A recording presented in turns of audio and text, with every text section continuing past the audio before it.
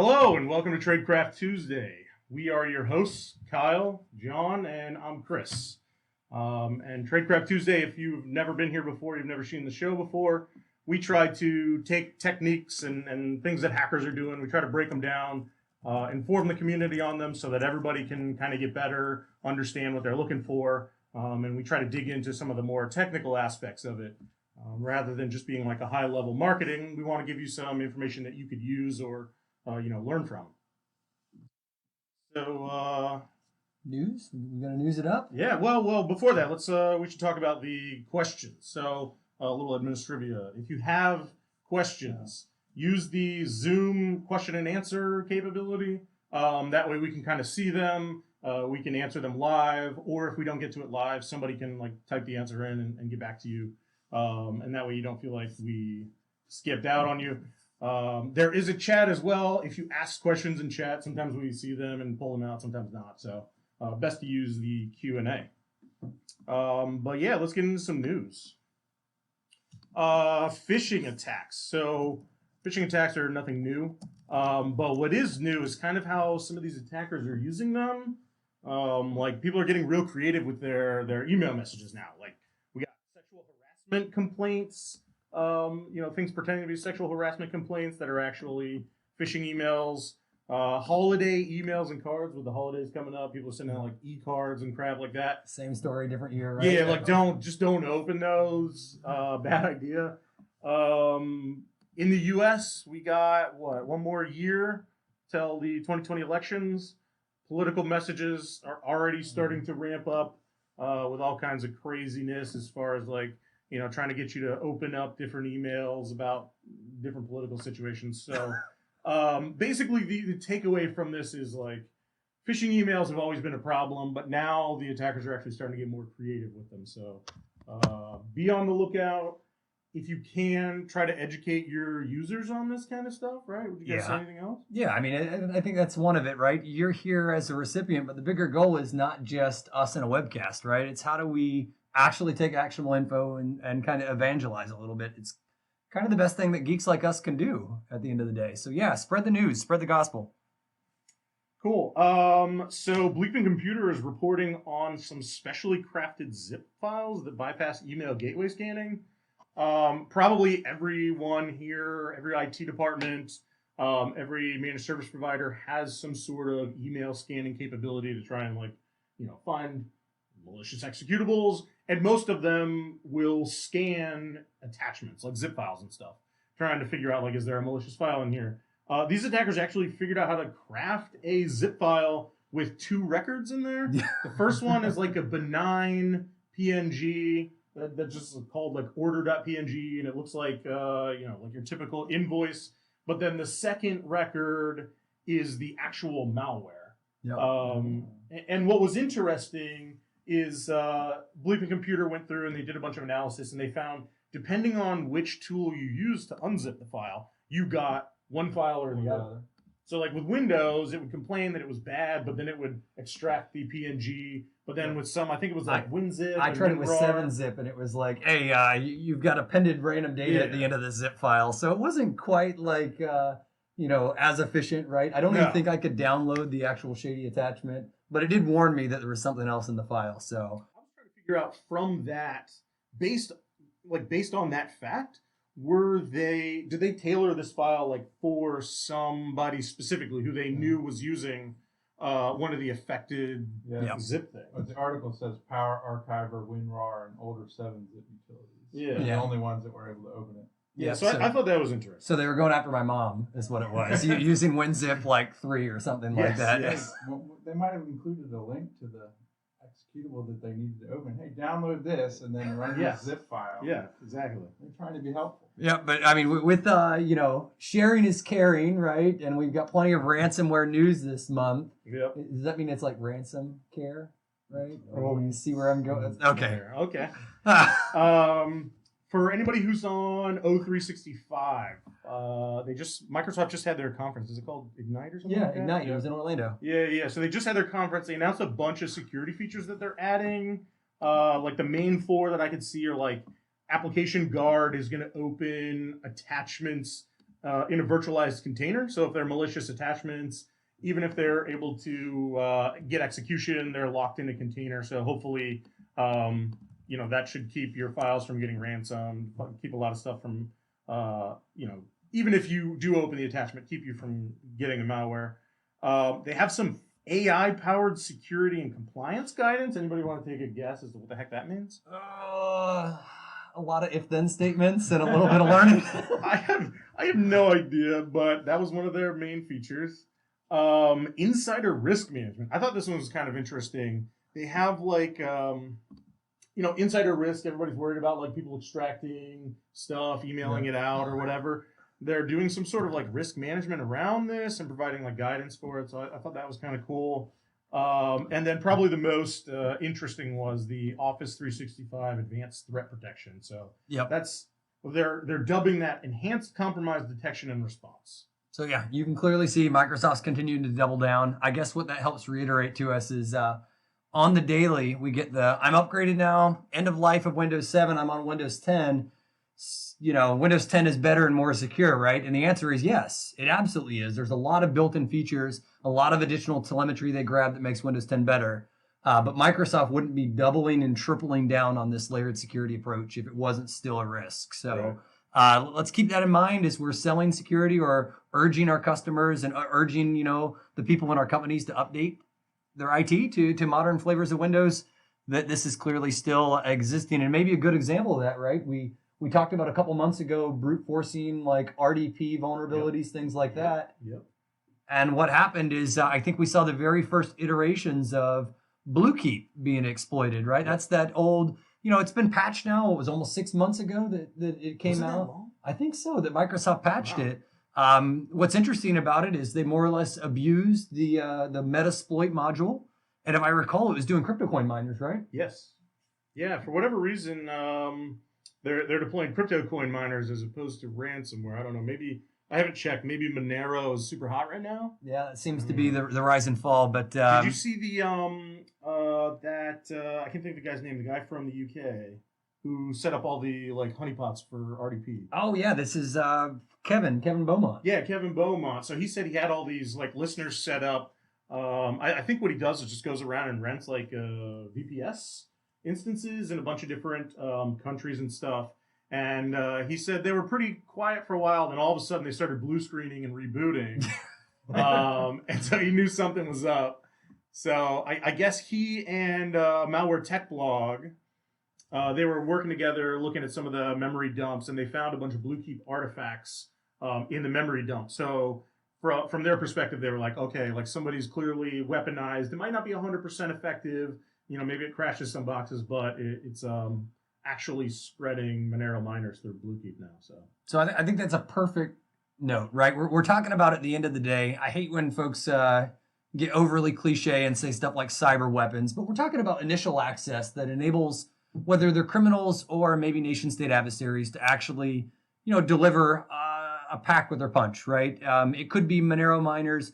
Most often, when it comes to crimeware, it's been ransomware, right? That's been really hot in 2019. Yes. And so the whole purpose of today's episode is to dive into the economy that is ransomware as a service. Our team gets the privilege of getting to, attend roughly like 50 trade shows a year.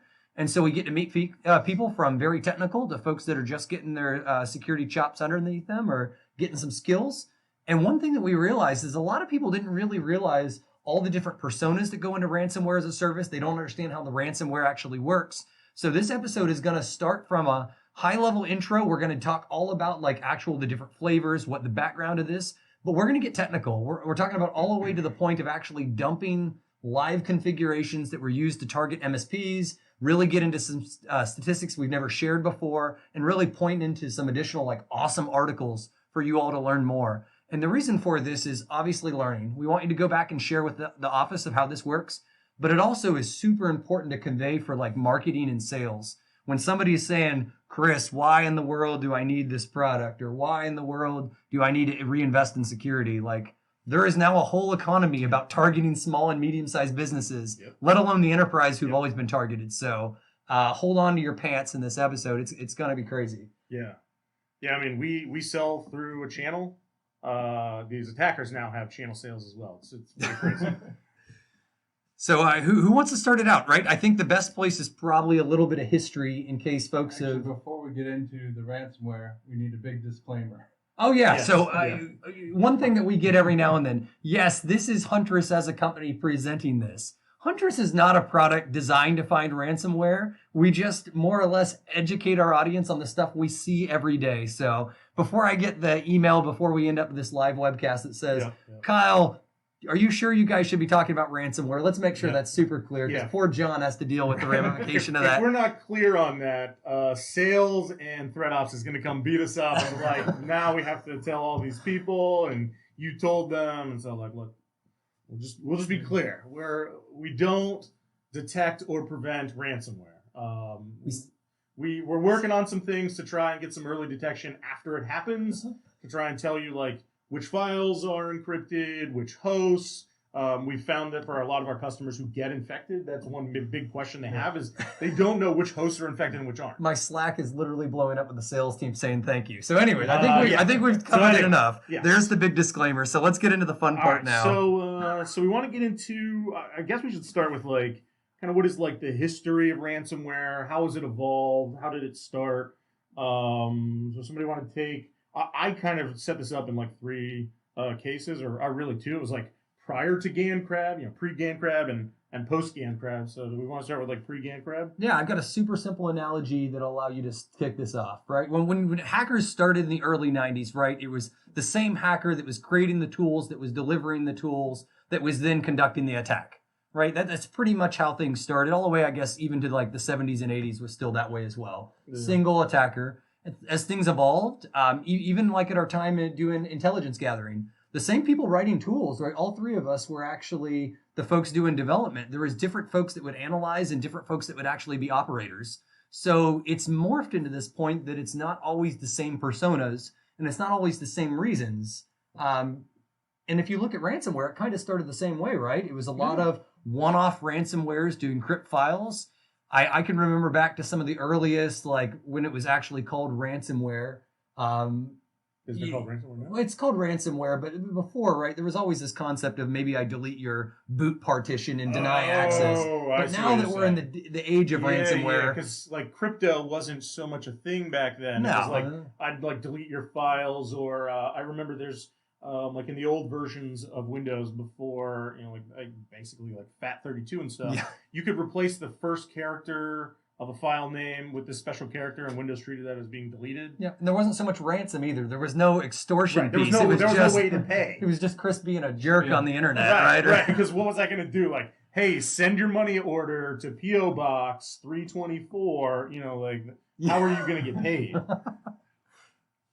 Oh, man. Yeah. Sub 7, right, had a time deletion option back in the days, and back orifice as well. Like, after a certain amount of time, right, I'm a ticking time bomb, right? I'm going to explode. So, but things changed, right? Things changed a whole lot. We started getting into the Bitcoin miners. Obviously, crypto coin started, blowing up as a way to anonymously pay people, which was is some of the infrastructure that enabled this paying of ransom anonymously or pseudo-anonymously, right? Yeah. And so we started getting things like, I could remember all the different flavors of CryptoLocker, right? CryptoLocker V1, CryptoLocker 2.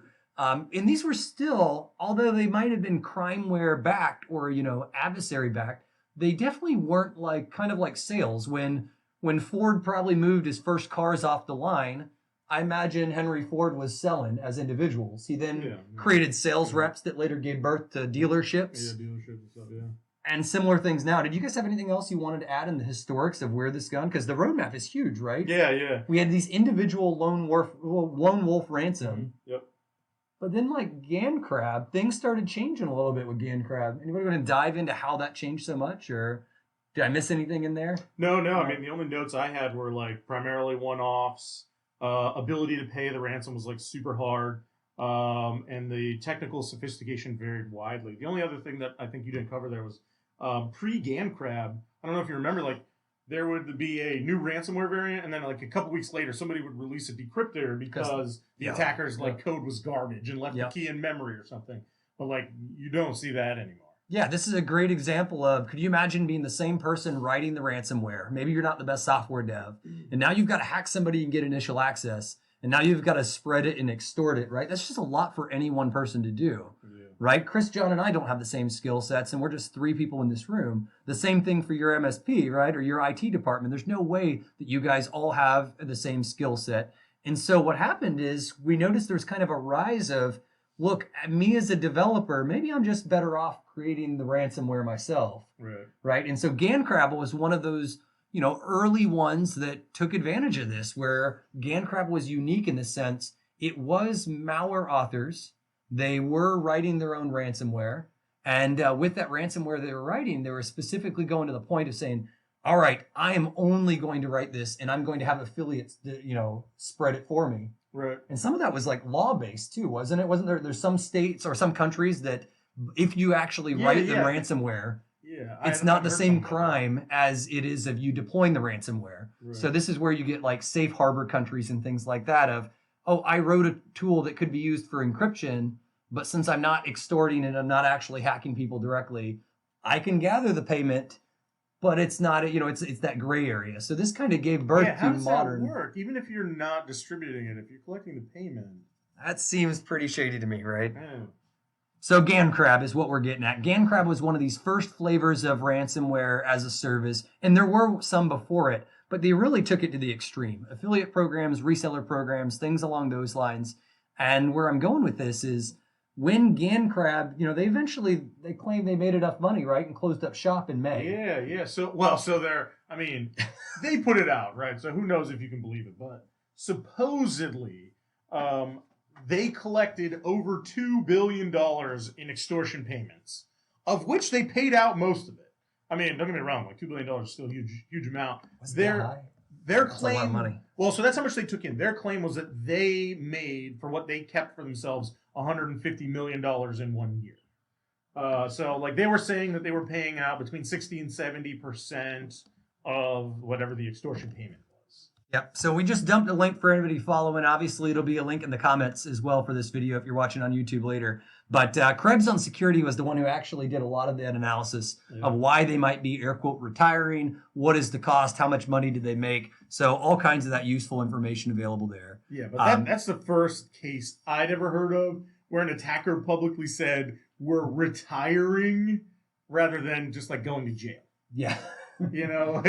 I'd never heard that before. That was legit for me. I thought, wow, that's... So, John, before we share where this ransomware goes and what fills in the gap of GanCrab as a ransomware as a service, these ransomwares have to get installed by tons of different ways, and there's also people behind it as well, right? Yeah. You want to share, like, maybe I can dive into the human role behind it, and then you pick up at the very end of, like, what's the technology enabling this?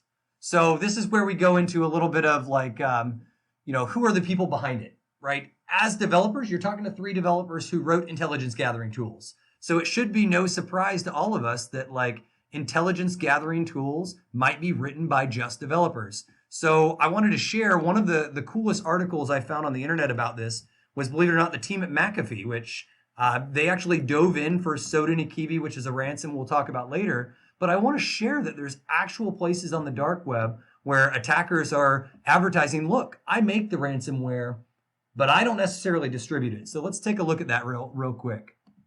And so if you take a look at this is on one of those dark web forums on the 4th of July, right? And you see they actually call out, we work in private mode, a limited number of seats, but they're so organized to the point that they actually set up an expectation that we're going to write the code for you. We're going to make it fully undetectable. And as you see here, this is a private ransomware. It's in pure C. We're in charge of making sure that it doesn't get detected by by anti-ransomware or malware, antivirus scanners, etc. And they set up, we're going to provide this to you. You're not allowed to deploy it in Ukraine and some other countries. Like what? Mm-hmm. Was it Syria that got added to that list later? Yeah. Russia was added on some. Oh. What we're getting at is there's some of these Cyrillic states that turn to be, a little bit more favorable for law. Okay. And so the ransomware authors actually put, forbid, like you're not allowed to deploy this in places with certain keyboards. Did you figure out? It's the Commonwealth of Independent States. it was what was formed after Soviet Union. So Eastern Bloc Yeah, countries, yeah, things yeah, like that. yeah, okay. So where we're going with this, if you take a look, this is a good example of the developers actually saying, we're going to provide this to you. But developers can't do it on their own. And I can tell you, you need people to get initial access. So John will probably dig into that initial access later. But what I want to share with you is it goes even beyond initial access. Sometimes after somebody hacks in and maybe gets access to, an MSP or access to a company, they need help spreading this. So take a look. This is another one of those forums on the dark web. And if you take a look here, this is somebody starting out saying, hey, is there a good and fast way to spread the ransomware? Like, I've got initial access into a company. I'm new to this and just want to know. And you can see the dark web delivers, right? One of my jobs is spreading malware. I can do it for you. What a job. Yeah.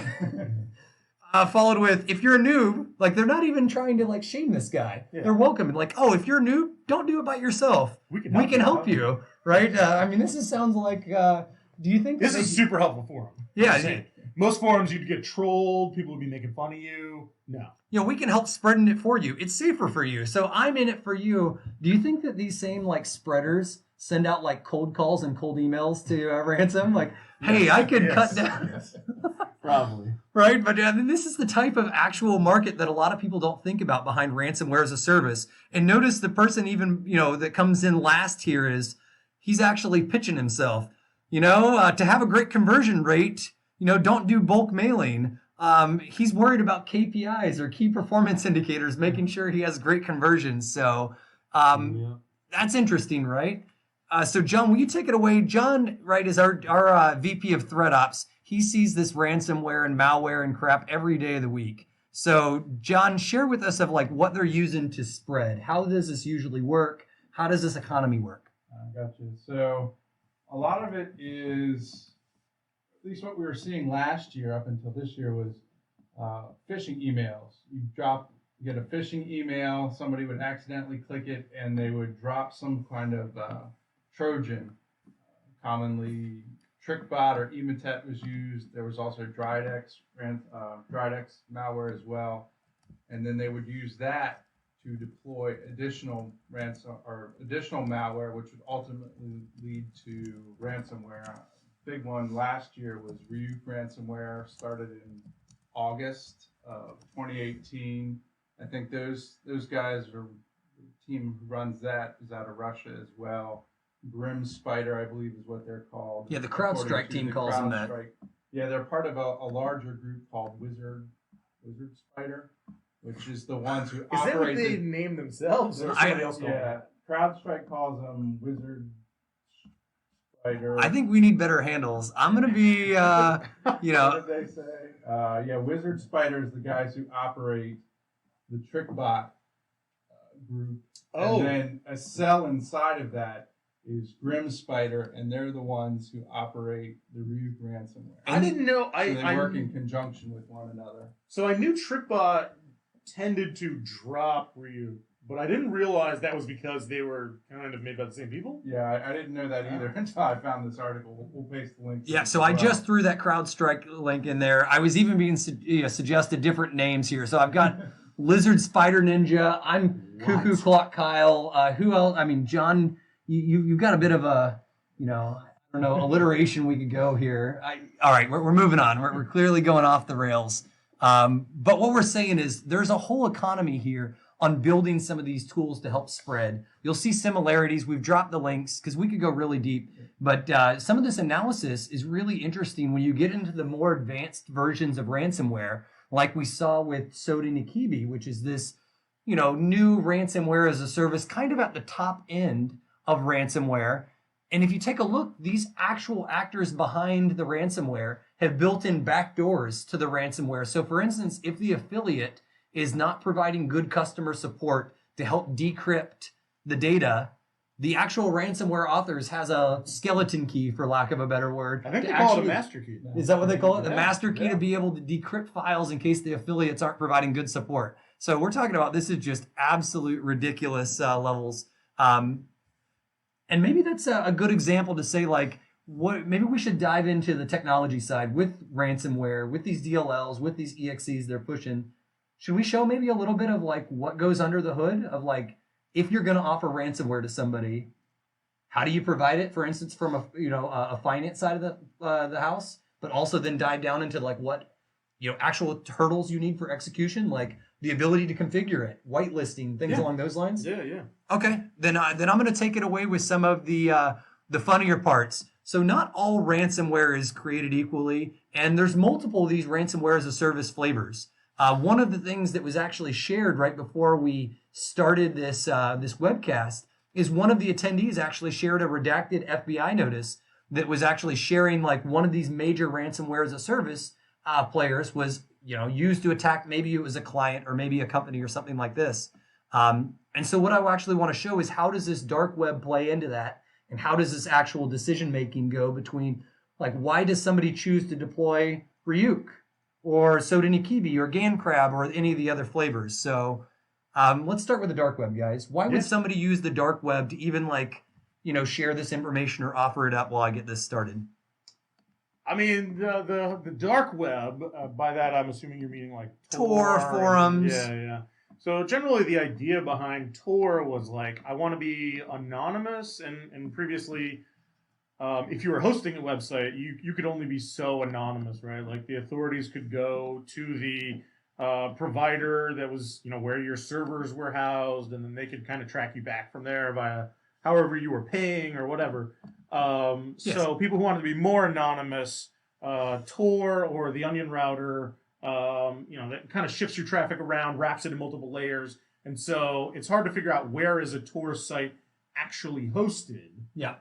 So obviously hindering law enforcement efforts. Yeah. Safer place to exchange info. And at the end of the day, it's the same reason like Slack and Teams and everything is so productive. Collaboration makes you more productive whether you're in IT or whether you're in hacking. Yeah. So they need a place to collaborate. So as you can see here on one of these forums, right, dark web forums, you could see Sodinikibi at the top of their game. They actually come out and say, look, the starting rate, if you want to use Sodinikibi, one, you got to have skills. You got to prove yourself. But two, you're going to start out and you're only going to get 60% of everything you cash in. Me as the author who has to write all this and keep this ransomware up to date, you're going to need to give me 40%. And after the first 3 payments and you show me you're an actual good affiliate, I'm going to give you an extra 10% spiff, right? I'm going to bonus you and give you an extra 10%. Yeah. So, it turns out that the beauty of capitalism is sometimes what crazy things come from capitalism. Like, hey, those cats over there that are trying to get you with 30 or 40%, well, boy, do I have a deal for you. So here comes in I think this one's called Ranyan. And what's interesting about this is they flat out call it, don't want to share your profits with the developers? Come to us and we'll give you a flat fixed fee, right? No fees from your clients. You just pay us, what is this, a year, 12 months of it for $900. What a steal, right? You don't even have to worry about your margins going away. But notice they come in with our stuff saying, sorry, this is sold as are or as is, right? No warranty needed, but they're willing to guarantee you it runs on 32 and 64-bit Windows. It's written in C#. It comes with a decryptor. Oh, free customizations, though. Yeah. I mean, they're giving you perks and upselling you, right? I like it. 2 FUD exes. Yeah, FUD, by the way. I gotta wait for 6 months for the second one, though? Yeah, FUD is fully undetectable, is a crimeware word. Oh, really? Yeah, so I thought it was fear, uncertainty, and doubt. No, this is fully undetectable, that it's going to get missed by the... we got that double meaning. Yep, the double entendre. And so naturally, we see more capitalism taking place. So this is the same group that's offering Ranyan, but they look and they said, hey, just like you, we're not fan of annual contracts. So we'll actually offer you a 1-month pay-as-you-go option. It's going to be a little bit more, and you get a little different support. Like, hey, we're not going to give you the FUD stubs. Oh, so if the process isn't unkillable. Yep, but if you go all in on a 1-year contract, we'll get you. So this is once again sales and marketing economics, all the way down. And it just keeps going on. I think this is the thing that, for me, became a huge difference. Like pre-GanCrab and post-GanCrab is like, pre-GanCrab was just everybody doing it for themselves. Post-GanCrab, now there's like a whole economy and marketplace. And like I was saying before, like they have a sales channel. Yeah, I mean, take a look at these. Even sales gimmicks follow over, right? So this is, another one. This is InPivx, INPIVX. And MPivx even has a Halloween special ending on 10/31/2019 that you can get this discount, right? $300 instead of Logic 500. Bomb, source code, no license. We'll give you the cryptor, the, a la carte purchasing. So this is the type of nonsense we're talking about. Yeah, I mean, holy cow. right. So this is one of those places where we can kind of go tell we're blue in the face. All of these are on Tor websites, and I see it looks like chat is full of people laughing about this type of stuff. But yeah, this is ransomware as a service, and this is what the marketplace looks like before we even get into the fun technical stuff. So kudos to these folks for being innovative, and kudos to capitalism for winning here and showing look. Kudos? I don't know. I think it's just a byproduct of capitalism. It's crazy, right? Yeah. So do we have any questions? Andrew, are you on here, bud, to see if we have any good questions? It seems like a good time. We're about halfway through this episode. We got a few. Somebody asked what happens if they scan the QR code on your shirt. Kind of off topic, but if you scan the QR code, it might make your phone say malware installed successfully. Yep. So somebody asked, how are they blocking the countries? Like the CIS countries in Syria, is it like keyboard layout, geolocation? How are they doing it? Yeah, previously we've seen both of those, right? We've seen some of it's IP, but that's weak. A whole lot on what actual language do you have the keyboard layout, and the other one is what language is your actual font and stuff like that. So those are very common, and I think all of the actual families that we've shared so far, that has been common. So Edward asked a really interesting question. He said, has anyone tried to purchase from one of these sources to obtain a master decryption key? Ooh, we've never seen anything like it, but it also starts getting into the legality. We'll share in the next couple weeks of where we're aware of a handful of MSPs that hackers have access to these MSPs, and they're selling access on these same forums, just the same way we showed you. And we're having a hard time figuring out how can we actually warn MSPs in advance without paying the attackers. The lawyers flat out said, no bueno. Yeah, and think about it. You're enabling hackers, right? You're paying a ransom. Well, it's also hard to defend after the fact. Anybody who gets caught with drugs is going to be like, look, these weren't my drugs. They were my friend's drugs, right? So if we pay and buy ransomware, we're in the same position. No, trust me, this isn't our ransomware. We were testing it. I don't know. It's a legal gray area where we like to sit behind this desk and not in prison. So. Yep. So where we're going with this is there's a lot of different flavors, a lot of this nonsense that in ways this actually gets pushed, right? Whether it's the tools, whether it's the sales strategy, whether it's in, the code is written in C#, C++, C. I've even seen some crazy stuff on the forums where people came through and was like, I'm just learning to code. I want to ship it in Ruby or Python.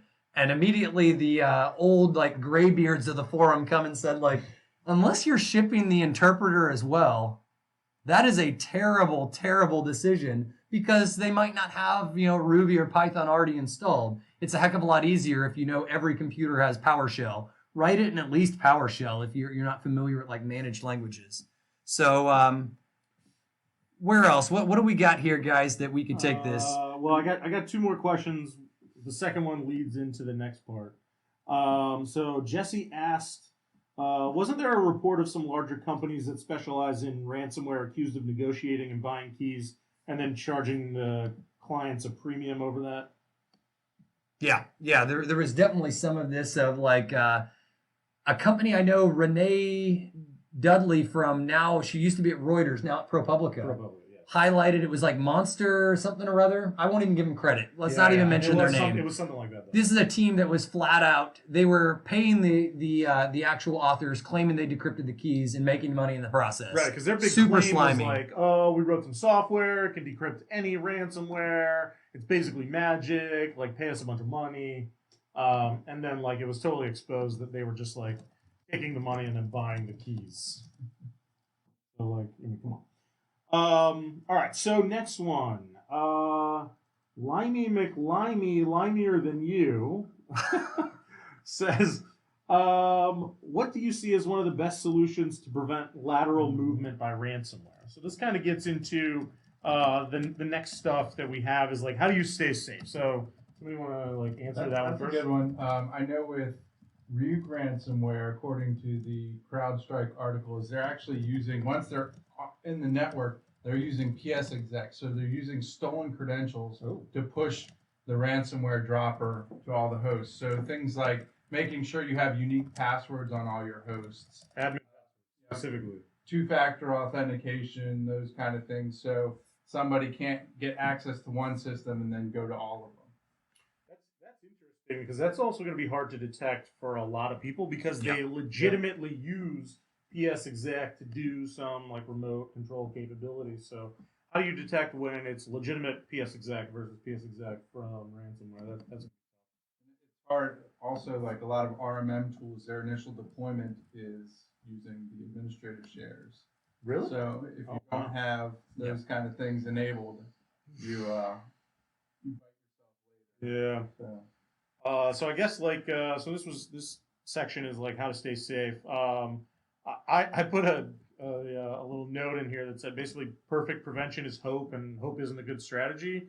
So and that's kind of like how we at Huntress like feel about it is like let's not like hope we're good. Let's try to figure out what are attackers doing. Where are we vulnerable? Where are we weak? And like let's like get better at that or figure out how to lock it down or whatever. Continuing along with that, like how do we stay safe or how do MSPs or IT departments like stay safe from ransomware? How do they either avoid getting it in the first place or reduce its ability to encrypt files or laterally move from host to host? Yeah, when we wrap up, I've got a whole tirade on backups, what they're good for, what they're not good for. But at the end of the day, like ransomware is here to stay, and perfect prevention is not a real strategy. So we'll dive into like how some of these are more effective, how some security researchers have found like ways to like. We recently had a partner. What was it? It was a large insurance firm that was encrypted in mass, right? Almost 1,000 computers. And we ended up discovering that there was a kill switch, more or less, in it. That if you pre-created a file that was indication of like you were in a sandbox, right? I think they were looking for the Windows Defender sandbox. You could actually stop the ransomware from moving, but that is not a strategy. Right. Those are cute and they work in some cases, but like, what are you going to do? Just go and try to drop 300 files? Like, not all ransomware has like a kill switch that's based on a file or anything. and then as soon as attackers realize that people are doing it, they're going to change. Right. Anyway. Yeah. Did you have more like? I wanted to. So did Akibi details? Yeah, I wanted to dive into it. If we thought, we'll have more Q&A in just a little bit, but I think that was a good breakup. So let's talk about it. If I'm Kyle behind Soda and Akibi, and I'm the developer of this software, I need Chris to gain initial access and John to spread it. You're going to need some like actual infrastructure in place. And one of the best articles that dove into this was the McAfee researchers did a really great job at articulating how Soda and Akibi works. And we're actually going to do some live analysis of what we've actually saw. So we'll go back to screen sharing here real quick, and we'll dive into this together. So if we take a look, right, in this blog, right, from McAfee, we see their team is actually highlighted like, yeah, there's Soda and Akibi, and it comes as a packed exe. It creates some mutexes to make sure only one sample is running at a time. Right, it does no good if you encrypt a file twice. Now you have twice the decryptors, and that's bad customer support. But things that you may not have considered is, if I'm giving Chris my ransomware, and it's up to him to get initial access and John to spread, they need their ability to have their own unique IDs. I need to be able to make sure that I'm paying the Chris and John team their 60%, right? They also want to have some configuration. So Chris, you've written more than one intelligence gathering tools. Is this anything different than like what you provide operators to have the ability to configure based on the target environment? No, I mean, this is pretty common, right? Like they want to be able to say, hey, I know something specific about my audience, about the people I'm targeting. And because I know that, I want to do something or I want to avoid something. I think these are just like common asks, right? Yep. I'm sure the people who wrote Soda and Akibi and Gancraft and stuff, they were probably on these like forums, and attackers were probably asking these questions hey, how do I avoid encrypting X? Or how do I, I know that my target has their backups in such and such a folder. Yep. How do I also make sure we delete those backups so they can't just restore? Those kind of things. I think they just took that feedback to heart and like built it in. I mean, it is. It's product feedback, right? And their customers are these shady people delivering the ransomware. So let's dive into some of these feature requests, right? One, which is, how do I make sure I get paid what I'm deserved? Right? So this is the affiliate ID. We can actually take a look here where, I know for a fact that if I get paid, my affiliate ID might be number one. And every single customer that pays in should be paid, or paid back to me my 60 or 70%. Right. Yeah, that's how the people actually running Sodina Kibi or Dan Crab or Ryuk, that's how they know who the commission should go to. So that when they get the encryption, after the encryption happens, like Sodina Kibi sends basically this config and they send some other stuff up to the Sodina Kibi infrastructure. And then the attackers on the back end say, oh, 6 more encrypted hosts came from this affiliate. So once we get the money from these hosts, then we pay that affiliate. So that's how they associate like who actually spread the ransom with who should get paid. Yep. On top of it, John is the operator actually doing that. He might want to make certain decisions. Like, take a look at this. They have a Boolean option, right? True or false. Should it do a fast wipe?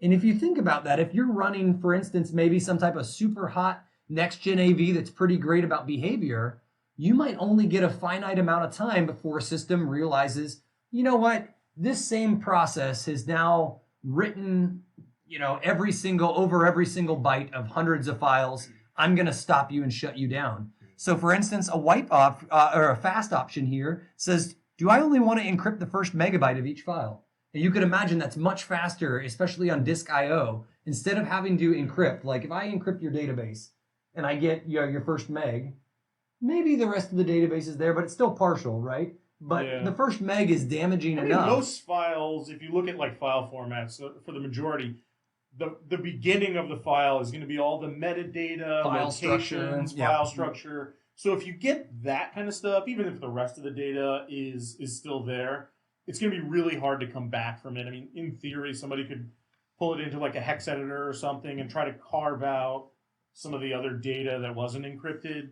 But another use case for that would be, what if I have a network file system that has either tons of files on it or really large files on it? I don't want my ransomware to spend all day trying to encrypt one, 16 gig video file. Because then they lost one file, they didn't lose everything. I want it to get as many files as it can. So maybe fast in some cases like that is a really great option. Yep. So for instance, if that was part of your job, which was speed, right? You're trying to race against the clock and you're trying to get things that are most effective. You could understand why like whitelists would be useful. For instance, we see here WHT. This is a whole section that has multiple whitelists in the JSON blob, right? For instance, what file directories or folders, right? I don't want to encrypt anything in the Windows directory because I don't want to take the operating system down.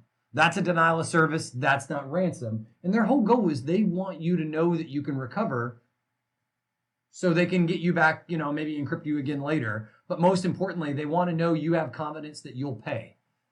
Taking a step back, right? Which files to whitelist? So for instance, a lot of times they're like, you know what? Don't ever encrypt ntuser.dat, which is like registry hives. If anything's named ntuser.dat, don't decrypt or don't encrypt that because we don't want to make somebody's profile not usable. Right. If they can't log in, they can't get the ransom note, they can't pay you, their computer's unusable. Like everything that the attackers are doing here is trying to maximize their chance that you pay the ransom. And John, you see boatloads of malware families, not just Sodina Kibi. You see Ryuk, you see Dharma, Crisis, you name it. What are some of the common things that you see? I mean, I didn't even mention file extensions. What are some of the common file extensions you see like ransomware just completely skip? Skip. INI files. Yep. Let's see. Config files to make files, text files get encrypted, but INI files, config files. EXEs, DLLs, PEs. With Ryuk ransomware is it doesn't whitelist a lot of files, so it ends up encrypting things that it probably shouldn't have, and potentially damaging the system more so than others. I think it only excludes like 3 files by default. Yeah. So you could imagine as being someone like me that's the ransomware developer, I want these features so I can attract Chris and John. And if we take a look here, we've got all kinds of them. Folders to target. So for instance, give priority to folders with this name. Processes to kill. And maybe the best way for us to do this, should I actually just share like maybe some of the, we see, roughly 70 MSPs, or sorry, excuse me, we've seen about 50 MSPs that we know have been encrypted. Sometimes we get the samples, sometimes we don't. And we took a look at our list of unique Sodinokibi infections. And what do we have, guys? We had about 70 Sodinokibi infections. Some were MSPs, some were not. Some were commercial customers. Some were just samples we found on Pastebin and Pastebin only. So maybe the most useful thing here is to dive into this a little bit and show the configs and show how some of this stuff works. You guys think that's the next good place for us to go? That would be a good place. So where I'm going to go then with that said is you get these ransomware files and they look like garbage, right? They typically look like a Pastebin payload, and I'm sure with a little bit of Googling we could find one. We've shared them before, but you end up with a DLL. And what I want to share is this DLL, this is the thing that's actually running, or the PE that's actually running and infecting and encrypting these machines. And this is also the thing that goes and wipes backups, etc. But you're able to actually carve out and decrypt the config files. And I don't mean decrypt the actual files that are being encrypted. Right. Different decryption here. Right. So don't get Right. excited. Right. But We're not saying we can decrypt your ransom machines. Oh, come on, guys. I heard it. Huntress said you could decrypt all the machines. Go to Reddit about it. Post immediately. No, but realistically, on Sodinokibi, with a little bit of feng shui or a little bit of skills, you can actually decrypt some of these entire payloads. And so what I'm going to do is I'm going to share. We'd actually gone earlier, and this is an example of some of these decrypted payloads where it comes out in one giant blob. Now notice this is an actual example of what this blob looks like now that we pretty printed it.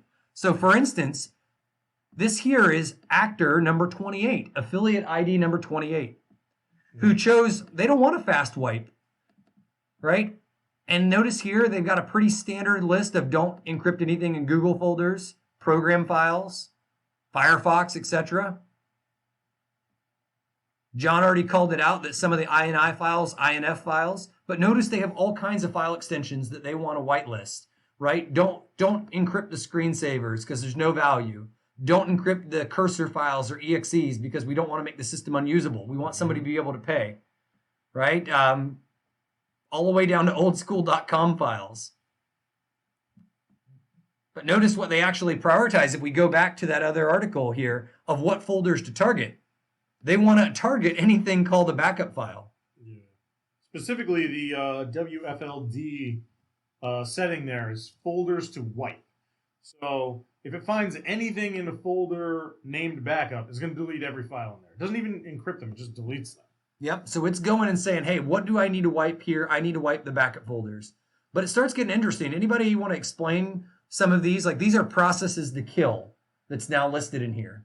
So some of these, like things like Excel, what else have we got in here? We got Word. Why would you want to kill Word, John? You don't want open files, so you Yep. terminate the process so you can encrypt the Word document. Same with Excel.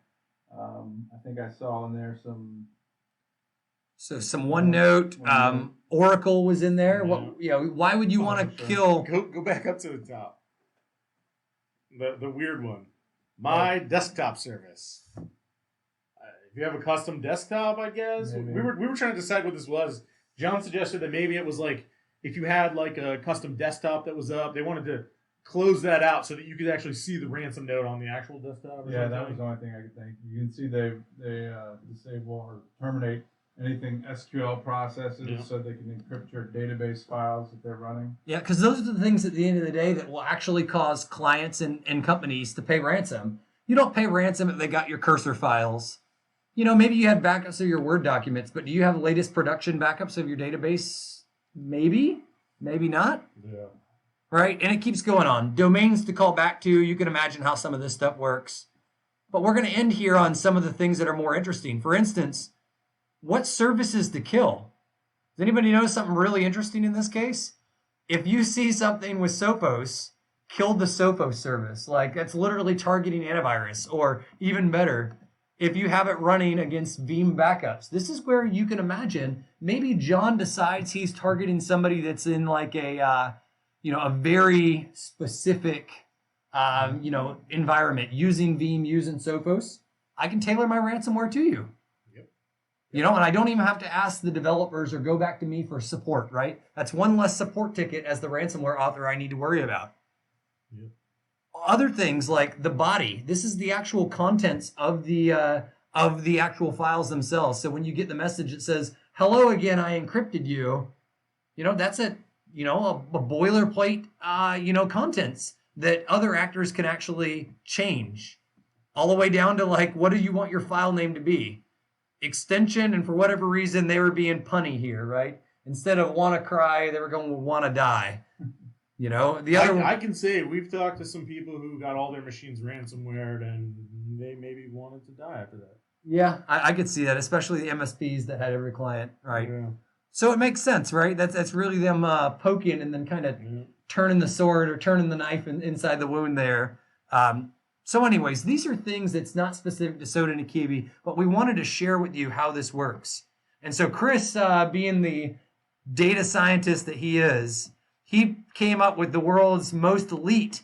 So 70 samples of Soda Nikibi. We decoded or decrypted all these configs, and we actually went and took a look to see what is unique and what is not. So for the MSPs out there, some of these are actual actors targeting you. So we were talking in the pregame of which one of these was used to target the last MSP we worked with.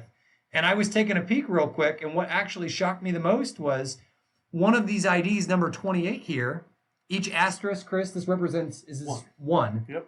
So we can actually take a look that one of these affiliates that was targeting MSPs and things like that was also one of the more prevalent ones. Meanwhile, one of these ones that just happened is somebody just ramping up. It only targeted, right, affiliate ID 33 of the sample set of 70 has only targeted 3, right? That doesn't necessarily mean that, they've only done 3.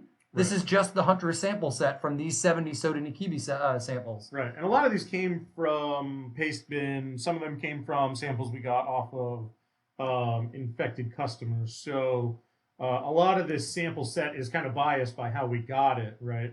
Like it just might happen to be that these attackers were the ones who figured out how to leverage Pastebin, and other attackers were using other means of deploying it. So yep, it's hard to say by that, but you can see like there was one attacker, whoever affiliate 23 is, like they're encrypting a lot of machines. Yeah, they're getting it done, right? So Chris, do you mind since we're at the very end before we open up for Q&A? You want to give us some real quick analysis of what you're seeing and what you read by this small sample set? Sure. So I kind of broke down each of the interesting fields in the config to try and see like how do these vary across the configs that we have, and are there unique things? Is everybody using the same stuff? So you can see here I started with like the whitelisted folders, and almost all of them are very similar. You can see like Windows is whitelisted, Mozilla, Google, Tor browsers, right? They don't want to, and we talked about this before, they don't want to destroy your system. Some of the interesting ones here were like some people decided they did want to encrypt the recycle bin. You can see there's fewer cases there where that was whitelisted. If we keep going down, whitelisted files was almost exactly the same, except for somebody or two different configs were whitelisting command.exe. I don't know why. And to be honest, command.exe is usually excluded. If you take a look at these ones where you see uniformity, we can more or less derive that this is probably some type of sample configuration. Yeah, it's probably like a default. Yeah. Meanwhile, somebody was being extra sure command.exe was not getting hosed. Yeah. And so you can see a similar thing for whitelisted extensions where these are pretty clearly the defaults. Everybody has them, but as you scroll down here, you'll notice that there's like some other ones, and we were kind of hypothesizing before the show started, like somebody did not want to encrypt ISOs, MP3s, and AVIs. I don't know why. I mean, maybe they're saving me my Rick Astley collection. I guess. Little do they know that's what I would actually pay the ransom for. So I mean, maybe for most cases your collection of MP3s would be gone, but those attackers, they wanted you to keep those MP3s? Yep. Okay. Here's a good one, though, right? What folders to wipe? Yeah, what folders to wipe? Clearly, if you are doing like your own backups and storing them locally, do not put them in a folder named backup or backups. Put them in some other folder because that attackers are looking to delete anything in those folders. Also, you see Veeam here. So clearly, the attackers knew their targets and knew they were using Veeam. The moving on to like the processes to kill. A lot of these again are the same. These are probably defaults. As we scroll down, we get to some of the more outliers, some of the slightly more interesting ones.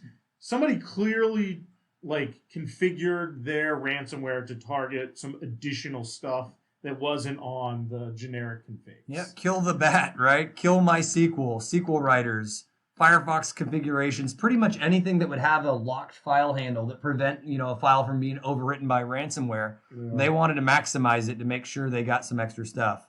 So super interesting there, including like your PST file. Right. If Outlook, if you're running the desktop Outlook instead of O365, you're not going to be able to get the PST. Yep. That is something someone will actually pay for. This next one, though, samples by service. This is actually, if there's a service running, kill it. Is that correct, Chris? Yes. So, that was another one of those. A couple people had, hand tweaked. Yep. If volume shadow copies are running, kill it.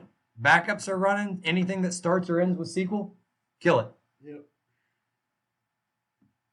Yep. And then samples by note name. For the most part, the attackers actually let you configure it, even down to how do you want the ransomware note to be named. Like what's the format you want here. So you can see for the most part, it was the extension. So when Sodina Kibi encrypts a file, say that was foo.pdf, it's going to generate a random extension, and it's going to name it foo.pdf.a3xb9, right? And the whole point of that is they're trying to make it a little bit easier for you to find which files are encrypted. So in theory, you should be able to like just search the hard drive for all the files that end in that same exact extension, and you should be able to find all the files that are encrypted so you can really quickly see what damage has been done and figure out like if you want to pay or not. So they do that with the same thing with the README files. So they take that the extension that they randomly generated and append -readme.txt, and in that is the ransomware node. Do you have an example of the ransomware nodes? I don't have one on here, Okay. but yeah, they're almost egregious. Yeah, they're pretty simple. Like it says like welcome again, what happened? Oh, we encrypted all your files. Like they're pretty arrogant, but I mean they're attackers. What are you gonna do? Yep. But they say it's not personal. It's not personal. It's just business. Just the business. Yes. All right. So ways to end, gentlemen. Right. We're at the top of our hour. We got to leave it with some suggestions on what you can actually do. And I'll kick this one off. Right. There's different ways to market yourself. Right. And a good example of this one was, and there's nothing against, we actually have a boatload of partners that use Sophos, but the difference of how you market yourself really changes what happens after an incident happens. For instance, this was the incident that happened a couple years ago when WannaCry kicked off. Yep. Right? Sophos's marketing was very bold, and they clearly believed in their product. It was so bold it says the NHS is totally protected with Sophos. Then WannaCry happened. Yeah. And they actually the NHS came out and said we are so encrypted we can't do anything. Yep. So if you don't want to have to backtrack to change it to Sophos understands the security needs of NHS, don't start this out with bold claims, right? Perfect prevention is not your strategy against ransomware. That's not a strategy at all. And to be fair, we're not trying to pick on Sophos or anything. Every single vendor, even Huntress missed stuff. It's crazy to say anybody. I think when the Sophos marketing team wrote that, I don't think their intention was Sophos is going to protect you from all the ransomware. I think they were just trying to say Sophos will protect you from malware. But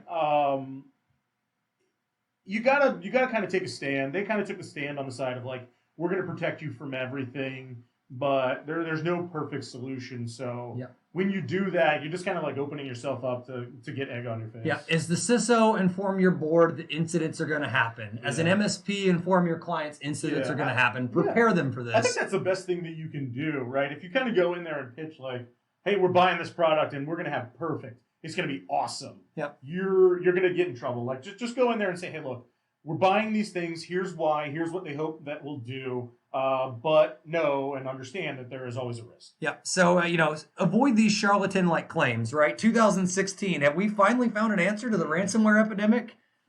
You see, like, my answer in 2016 has not changed. Only answer is backups, right? Competent developers will create unstoppable variants. But that's not a simple answer either, gentlemen. Like, we're getting ready to do a webcast with the team at Datto because backups are being targeted. Right? So we'll announce more information on that stuff, but like your backups can't just be on-prem. You see backups were targeted by all these ransomware flavors. So keep that in mind as you're deciding like how you're actually going to rack and stack this up. And I think the much better way to be able to approach this is like, look, let's be real. When incidents happen, let's be aware that sometimes things gets bad. So this was an article that I pulled up at the very end of October. This happened to be an MSP CEO, I believe. And he said, "Oh, look, I got egg on my face, right?" Oh my God, literally egg on his face. Yeah. So I swear I didn't know that was coming up. We help companies maintain their computers, and one of our clients got ransomed. This is the way to own it because this is how it happens. Yeah. But notice the way that they actually said it is, look, even the companies that have the biggest, deepest IT pockets get hit. That's true. We see this every day. Who was the bank recently?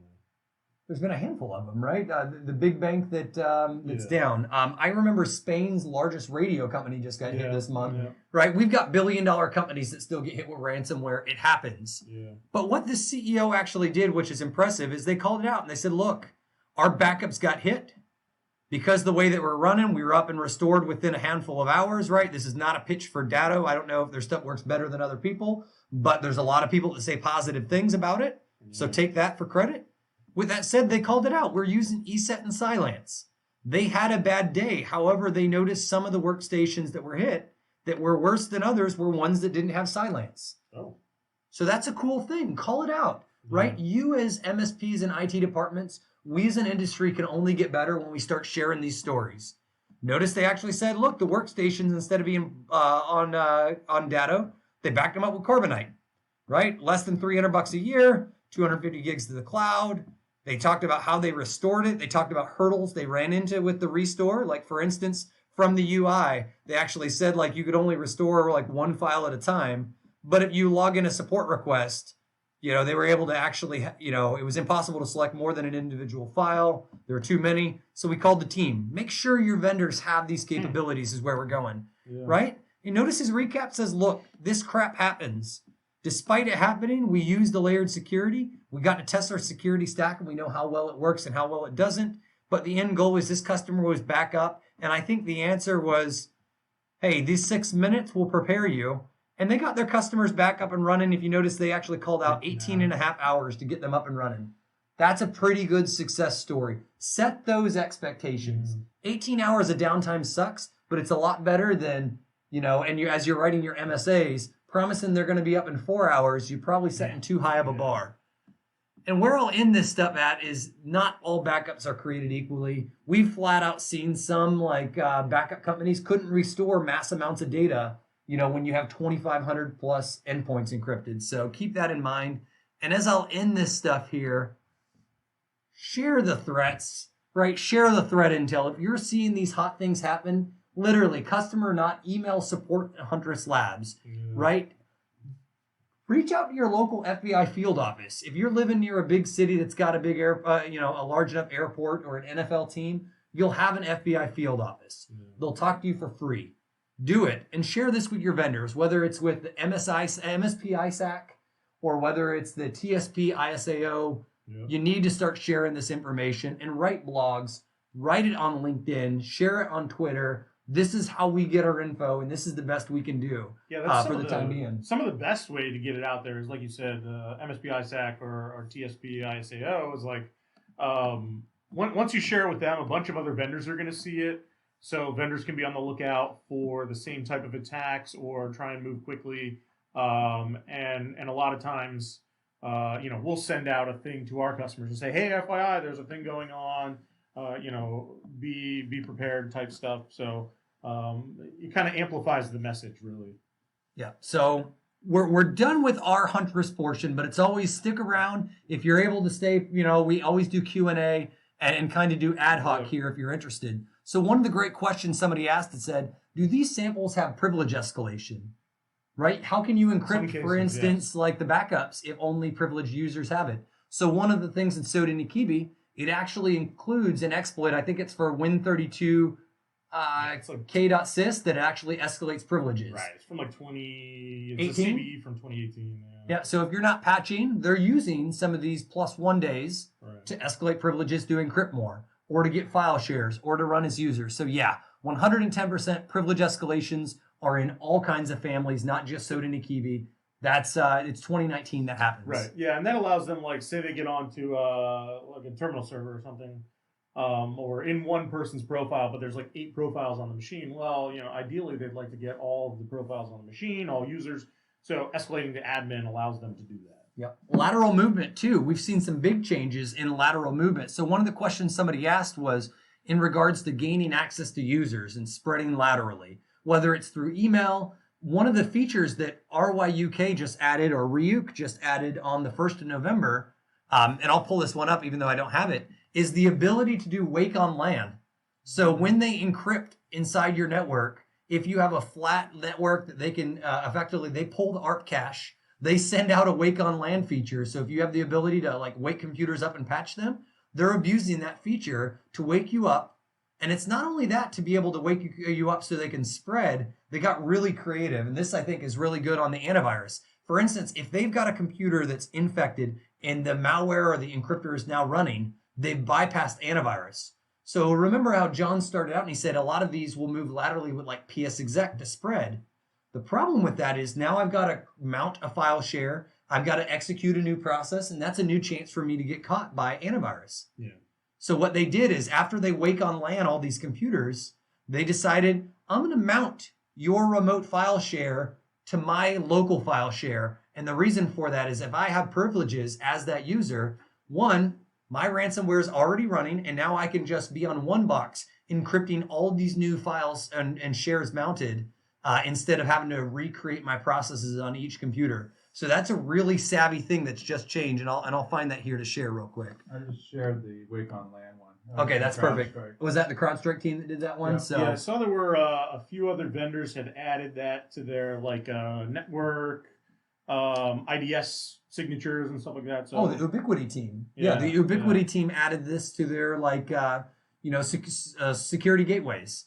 That if you have a wake on LAN that followed the format that this ransomware was using, that Ryuk was using, automatically put a notice if you're using the security gateway. So that's that defense in depth really working there. Yep. All right. Any other tips, techniques for staying safe? I noted a few here. Backups. We talked about having them off-site. Verify your backups. I can't tell you how many. Gosh. I can't tell you how many people like turn on backups and they're like, "Yeah, we're good," and then later they're like, Don't "Are realize those? it's not working. Yeah, are those backups running? I don't know." I said I put in here a note about analyzing your endpoints from an attacker perspective. So think of things like vulnerability scans running like Nessus, or like paying a third party to do vulnerability scans against all your like endpoints. Looking for open ports, things like just Nmap, or there's a bunch of tools on the internet. You can say like, oh, this is the IP address of this customer's site. See what ports are open. Obviously, you're looking for things like 3389, rogue web servers that maybe like used to point to something but don't anymore. Obviously, check for any exposed services. That's going to be kind of under the open ports. And then the only last thing I said was like, hey, stay up to date with attacker techniques. Obviously, if you're watching Tradecraft Tuesday, you're doing that. So yeah, try to figure out what are attackers doing, and even if I can't be protected from it before the attackers start doing it, maybe I can change my ways and get protected before I become the victim too. Yep. I think that's huge. Absolutely huge. So do your part. Select your vendors wisely. Right? Look at the ones that are actually taking a proactive approach, and stay safe, stay updated, right? This isn't all doom and gloom. This is a solvable problem. Ransomware as a service is a business. You're in the business of combating ransomware as a service as an IT department in 2019. So without further ado, I didn't see any major questions. This is a good way to wrap it up, gentlemen. Yeah. The only things I was going to hit is if you're curious about previous episodes of Tradecraft Tuesday or you missed one or something, YouTube channel. Yeah, YouTube, and it'll be Huntress. So I think it's literally youtube.com/c/Huntress. Yep. C meaning channel. Yep. So we got Tradecraft Tuesday videos up there. We try to post those. Usually it takes a day or two for us to kind of do some of the final editing of these and post those. Send us an email if you have ideas for future episodes, right? Things to cover, or you find like some interesting, article in the news and you would like us to talk about it or give the perspective for how it relates to IT departments or MSPs. Some places will be in the future, shows that we're going to be attending. Rob Robbins Producers Club. Yep, always there. Frankly, MSP. It's going to be in Santa Barbara, California. Avic show, yep. PerchyCon. Yeah, PerchyCon in Tampa. That'll be tons of fun. Yep. So those are kind of the places we're going to be. So if you're interested in Huntress or want to talk Tradecraft Tuesday, come see us. We'll be at any of those conferences. Anybody got anything else? I've got the way to end this episode, and I think it's the most ridiculous of all. Right? So not only when you are when you're in the ransomware as a service market, you sometimes got to have cheerleaders to help suggest that you're worth going in as. And I think this is probably the best way to end this episode. Give me one second here to pull up the screen sharing, and this is how we're going to end it, ladies and gents. Yep, I lost the mouse. Don't judge me. This is a live show. All right. Live show. Here we go. So sometimes you need somebody to suggest and be your cheerleader for ransomware as a service. Some champion. Yeah, right. So this is the Sodinikivi champion that we all aspire to be, right? I work with these nice young people. Nice, very nice. I switched to them after the crab, Gan crab. I tell you what, the crab was worse. So, we were joking earlier of like, what are all the things that we could do to engage with the community better? And I think maybe this might have to be our very first Tradecraft Tuesday shirt. The crab was worse. I love Sodinikivi. So, if you see us out and about, ask us when the shirts are happening. The crab is always worse. The crab is worse. All right. Enough shenanigans. Without further ado, thank you for joining us for our November 2019 episode of Tradecraft Tuesday. Hope to see you next time. Until then, have a good one.